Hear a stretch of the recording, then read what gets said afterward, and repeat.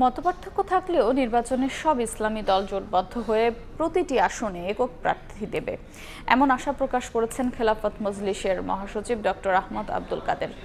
দুপুরে রাজধানীর Ramna engineers institution মিলনায়তনে দলটির কেন্দ্রীয় মজলিসে শুরার সাধারণ অধিবেশন শেষে সংবাদ সম্মেলনে কথা বলেন তিনি। দক্ষিণপন্থীদের উত্থান প্রসঙ্গে বিএনপি মহাসচিবের বক্তব্যের সমালোচনা করেন তিনি। ঢাকায় জাতিসংঘের মানবাধিকার অফিস স্থাপনের চেষ্টার নিন্দা জানিয়ে সরকারকে পদক্ষেপ নেয়ার আহ্বান জানানো হয় সংবাদ সম্মেলনে। প্রয়োজনীয় সংস্কার শেষে আগামী 15 ফেব্রুয়ারির মধ্যে নিরপেক্ষ ও সুষ্ঠু নির্বাচনের দাবি জানান।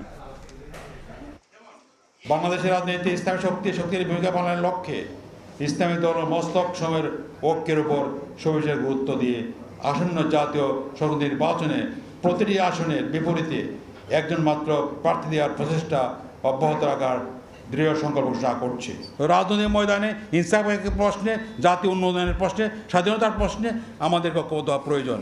এই জন্যে আমরা মনে করি আগিদার কিছু পার্থক্য থাকা সত্ত্বেও আমরা এক হতে পারি, এগুলো সম্ভব। উনি এটা দায়িত্বহীন কথা না বললে পারতেন, দেশের জন্য ভালো হতো এটা আর কি। উনি আমাদেরকে গড়ে আখ্যায়িত দক্ষিণপন্থী বলে আখ্যায়িত করছেন। উনি দক্ষিণপন্থীর বা মধ্যে ইসলামপন্থীর পার্থক্য বুঝতে পারেন না, এটা হলো দুর্বলতা।